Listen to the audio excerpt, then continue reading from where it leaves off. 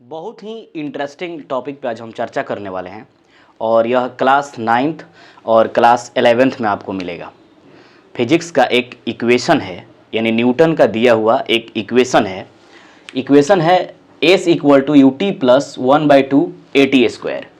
यानी कि इस इक्वेशन को बाई ग्राफिकल मेथड प्रूफ करना है कि आखिर में ये इक्वेशन कैसे आता है और इसको हम ग्राफ से कैसे प्रूफ कर सकते हैं।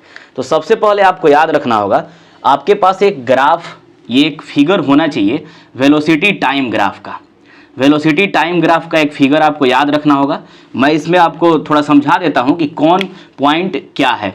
अगर हम देखें ओ ए क्या है, इनिशियल वेलोसिटी यानी यू है, ओ सी क्या है, टाइम है, और सी डी क्या है, वेलोसिटी है। सी डी टोटल क्या है, वेलोसिटी है। तो सबसे पहले इसको हम लिख लेते हैं, यानी ओ ए क्या है,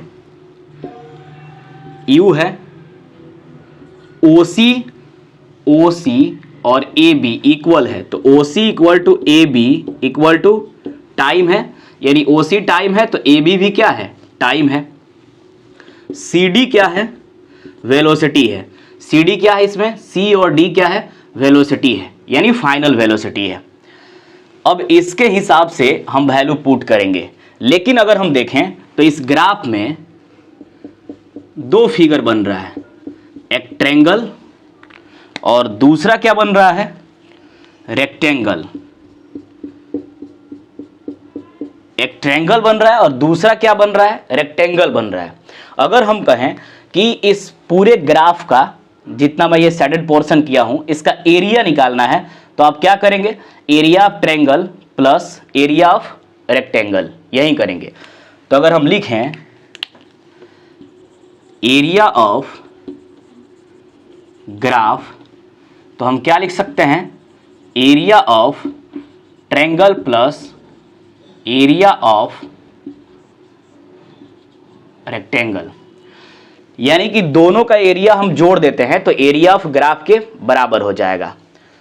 अब एरिया ऑफ ग्राफ डिस्टेंस के बराबर होता है। हमने पढ़ा है कि एरिया ऑफ ग्राफ किसके बराबर होगा, डिस्टेंस के बराबर। मतलब ये निकलता है कि अगर आप ग्राफ का एरिया निकालते हैं तो आपको कौन सा क्वांटिटी मिलता है, डिस्टेंस मिलता है। आपको याद रखना होगा कि ग्राफ का एरिया निकालते हैं तो कौन सा क्वांटिटी मिलता है, डिस्टेंस। तो हम एरिया ऑफ ग्राफ को एस लिख लेंगे। एरिया ऑफ ट्रायंगल क्या होगा और एरिया ऑफ रेक्टेंगल क्या होगा, इसका हम फॉर्मूला लिखते हैं। तो एरिया ऑफ ट्रायंगल का होता है 1/2 बेस इंटू हाइट, और एरिया ऑफ रेक्टेंगल का होगा L into B. S equal to, अब यहां पे इसको हम पहले लिख लेते हैं, यानी एल इंटू बी को पहले लिखेंगे, एल इंटू बी प्लस, और एरिया ऑफ ट्रायंगल को बाद में 1/2 base into height. S equal to L into B, L इसमें लेंथ क्या है, ओसी है, और ओसी को हम यहां लिख देंगे, और ब्रेथ क्या है, ओए है, 1/2 इंटू, इसमें बेस क्या है, इस ट्रायंगल में बेस क्या है, ए बी है, और हाइट क्या है ट्रायंगल में, बी डी है।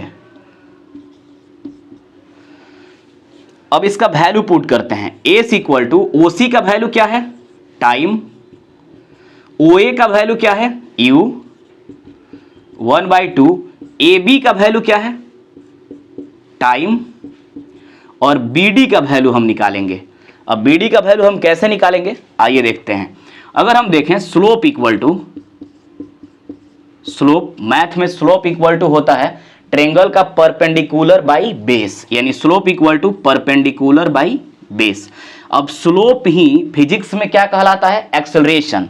तो ए इक्वल टू, यानी स्लोप को हम लिखेंगे ए, इसमें परपेंडिकुलर क्या है, बी डी, और बेस क्या है, ए बी।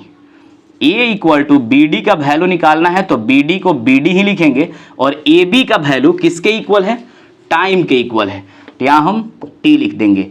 अब बी डी इक्वल टू, ये टाइम क्रॉस मल्टीप्लाई हो जाएगा, तो बी डी इक्वल टू क्या हो जाएगा, ए टी, यानी बी डी का वैल्यू क्या मिला, ए टी मिला। बी डी इक्वल टू क्या हो गया, 80। अब BD का वैल्यू यहां पुट कर देते हैं 80। ठीक, अब इसको हम अरेंज कर दें, यानी मल्टीप्लाई करके अरेंज करें, तो S equal to U T plus 1/2, ये 80 और टी का मल्टीप्लाई हो जाएगा, तो क्या लिखेंगे 80²।